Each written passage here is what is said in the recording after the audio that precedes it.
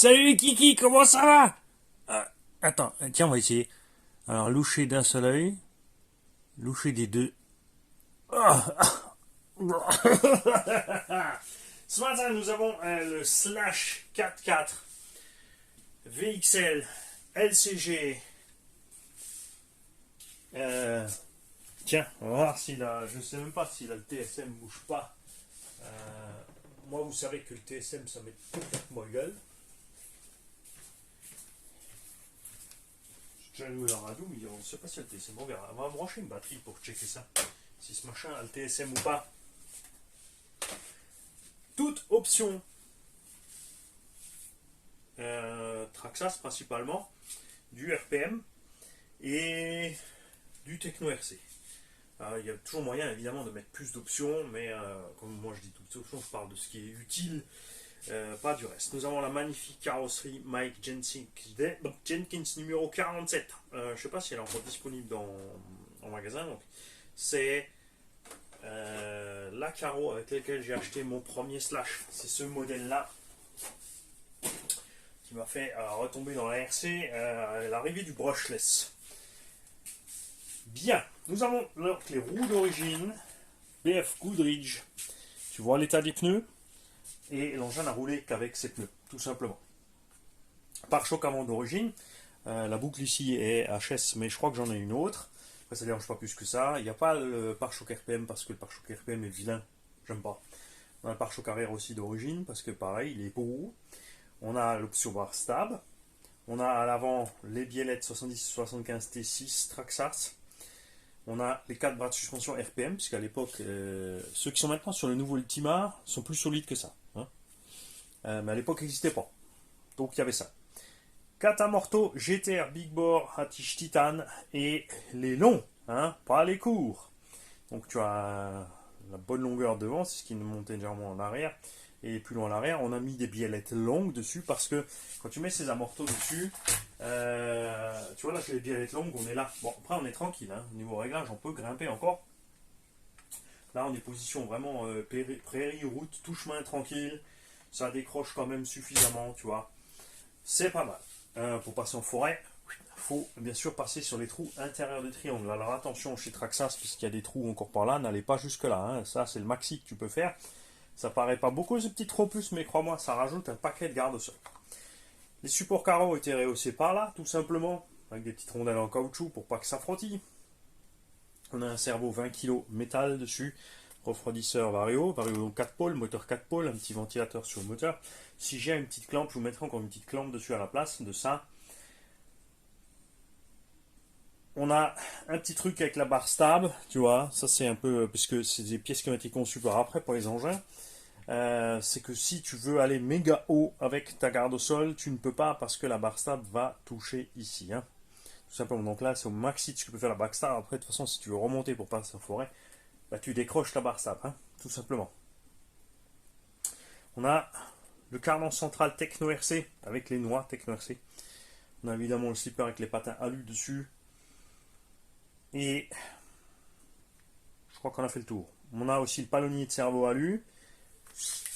Porte-fusée fusée alu devant et porte-fusée alu derrière. Et les 4 cardans homocinétiques, télescopiques, Traxxas qui vont bien sur l'engin. Là, il est sale pour que tu vois l'état réel. Là, il y a les cardans d'origine. C'est-à-dire qu'elle a vachement souffert la machine. Ils sont scotchés pour ne pas s'écarter, mais ils sont bien là. Encore une paire de bras d'origine. En cas de besoin, on va rapidement brancher la bête. Alors cette batterie est vide. Je tiens à le préciser. Hop. Slash. Il faut allumer. Il y a un interrupteur là-dessus, Mani. Voilà. Donc le cerveau, il rame pas. Même quand tu lui appuies sur la gueule, tout va bien.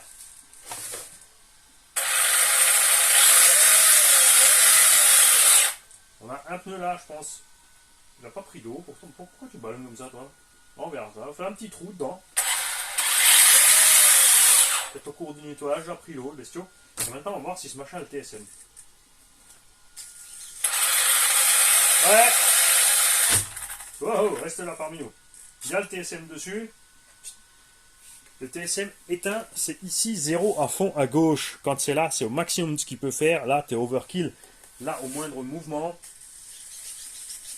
dès que tu touches ta gâchette, tu vois, j'ai touché un petit peu la gâchette, je vais moins de trucs, tu vois. Il a un problème. Hop, donc on met ça à 0. Si jamais tu déprogrammes cette touche, parce que tu peux le faire, j'ai le tuto en ligne, assure-toi toujours, si tu veux du TSM, tu mets du TSM, si tu n'en veux pas, tu n'en mets pas, donc tu mets à 0. Ensuite, tu changes la programmation de la touche, parce que si tu la laisses là quand tu changes la programmation, ton TSM sera actif tout le temps. Tu ne pourras plus l'éteindre, sauf en revenant dans la prog du bouton pour aller le mettre à 0. Petit truc sur ça aussi, c'est pour les thermiques, 70-30. 70 pour les gaz, 30 pour les freins. Ça va pas aller plus vite parce que c'est 70 au lieu de 50 ici. Il y en a plein, ils sont là, puis tout d'un coup, quand ils te pètent le bouton, ils disent, on va voir ce que ça fait. Et bien ce que ça fait, c'est que la voiture fout le camp.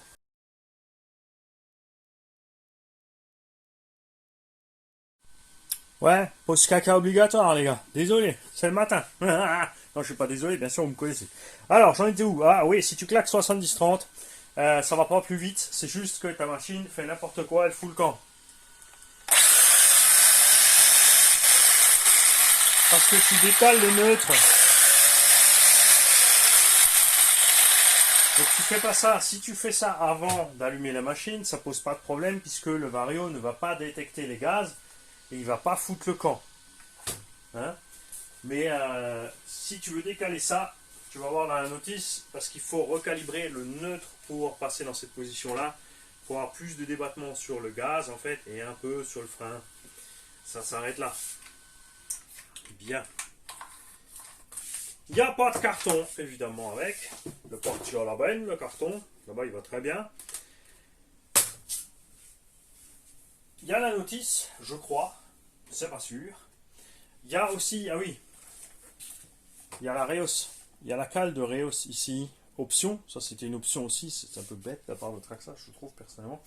Mais eux, ils ont fait des batteries qui n'avaient pas trop de capacité au début, pas trop épaisses. Ensuite, ils ont fait des batteries qui étaient plus balèzes avec le temps. Puisque là, en 2S ou en 3S, je monte maintenant à 7 ou 8000. Ce qui n'est pas forcément nécessaire dans des petits engins comme ça, à part trimballer une tonne de masse. Bouge pas, j'ai vu des petits. Il y a des cailloux encore un peu partout, mon petit mani. Alors, oui, donc je disais, c'est là que je m'étais perdu, je crois. On l'a pas nettoyé exprès pour vous le montrer, pour que vous puissiez voir l'état réel. Parce que c'est vrai que si je nettoie tout à fond, je passe le petit rénovateur plastique, ça va être beau. Ça va avoir l'air neuf, mais plus neuf que ça l'est. Et ça, c'est quelque chose que j'aime pas trop en général. Je préfère, quand c'est de l'occasion, les gens voient d'abord l'état normal. Sauf si bien sûr, par exemple, il est passé dans... Il a vécu à travers la boue et la flotte et le machin, et que j'ai été absolument nécessaire d'intervenir tout de suite pour empêcher la rouille de faire son œuvre. Ça, c'est le côté négatif des nids d'abeilles, c'est que la saleté peut se mettre dedans. Remplir de colle n'est pas une bonne option puisque les nids d'abeilles sont là pour avoir un certain flex. Si tu les remplis de colle, tu rigidifies le tout. Donc ça va améliorer peut-être la conductibilité de l'engin, ses réactions de suspension et tout. Mais sur les impacts, ça va poser problème. Sauf si peut-être tu remplis de colle qui reste relativement souple. Genre néoprène. Tu peux aussi t'amuser à faire des petites plaquettes en lexan de la forme et d'aller les collectant pour boucher les trous.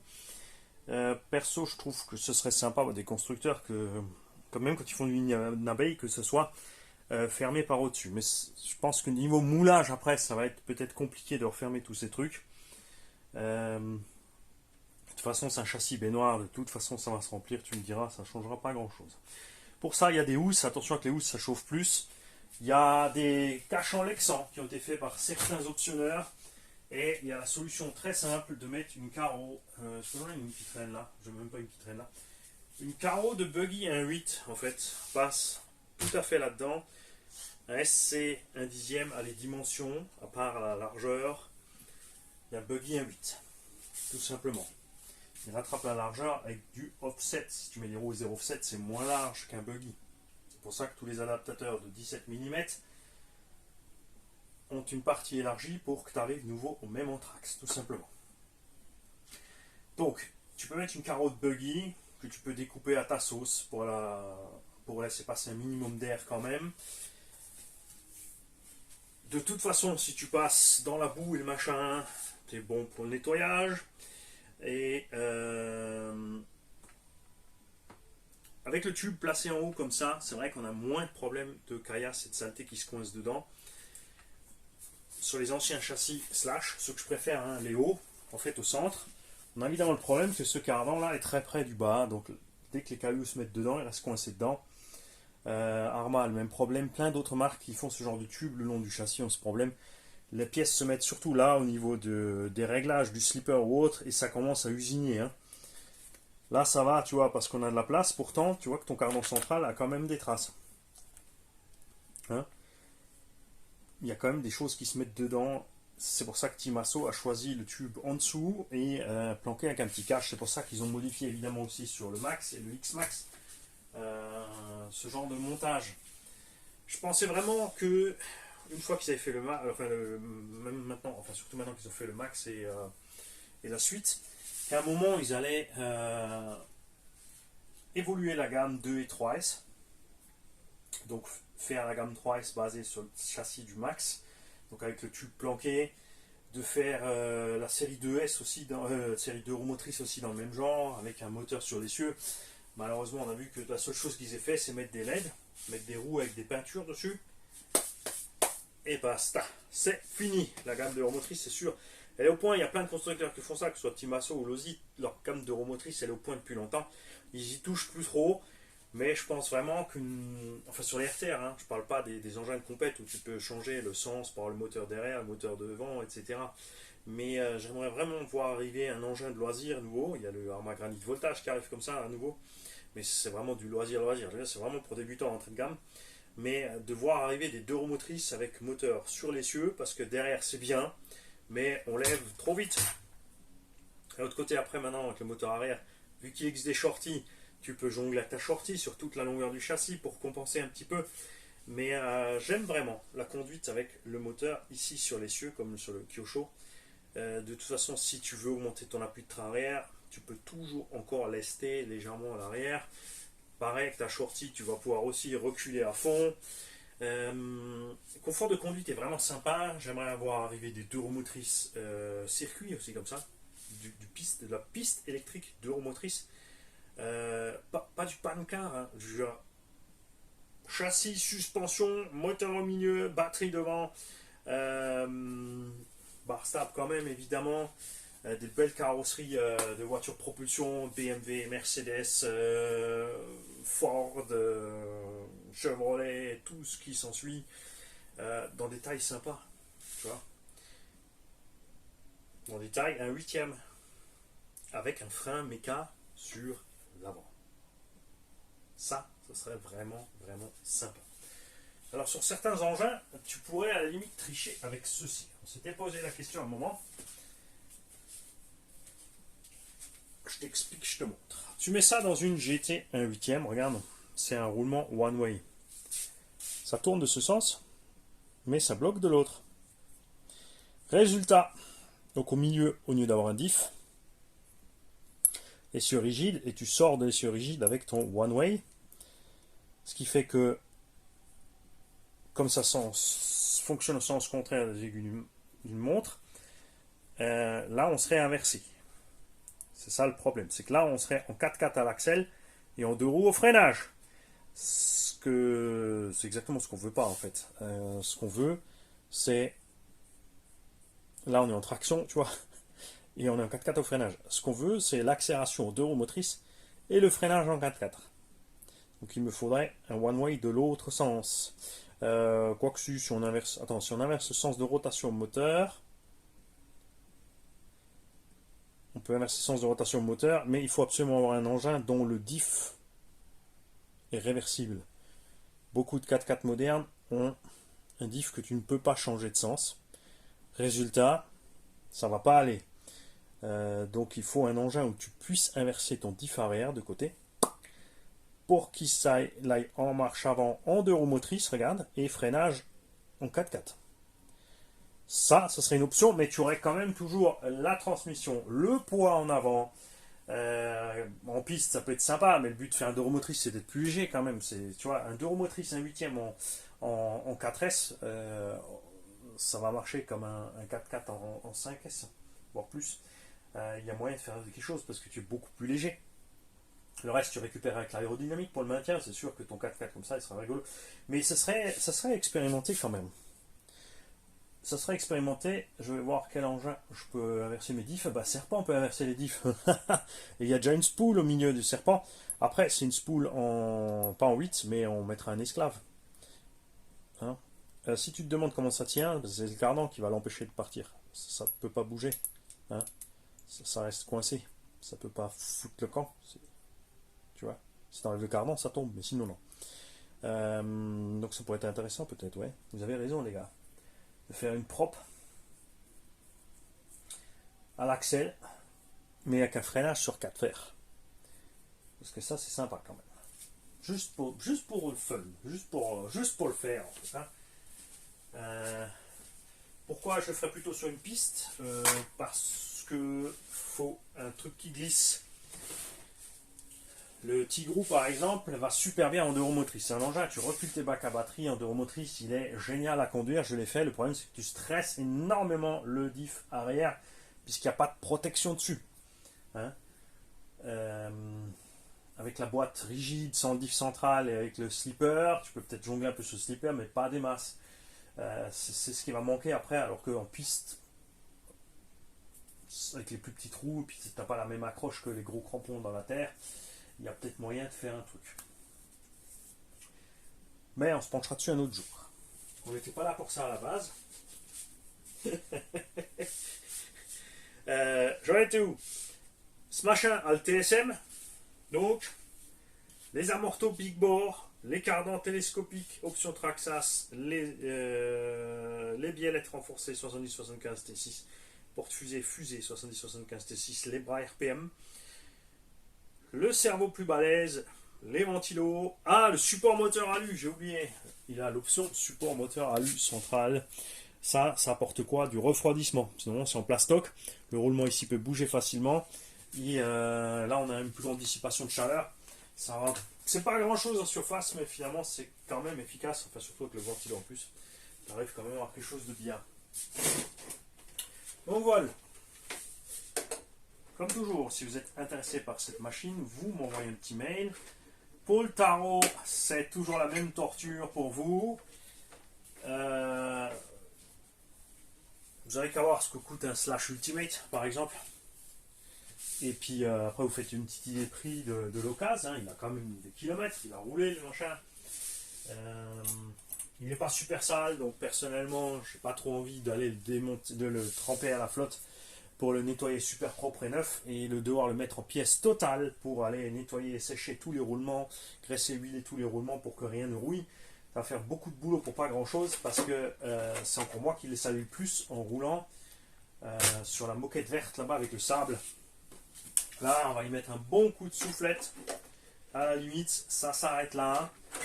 Après, rien ne t'empêche de le vouloir complètement, totalement propre et nettoyé, mais ça va prendre plus de temps. Il y a du délai.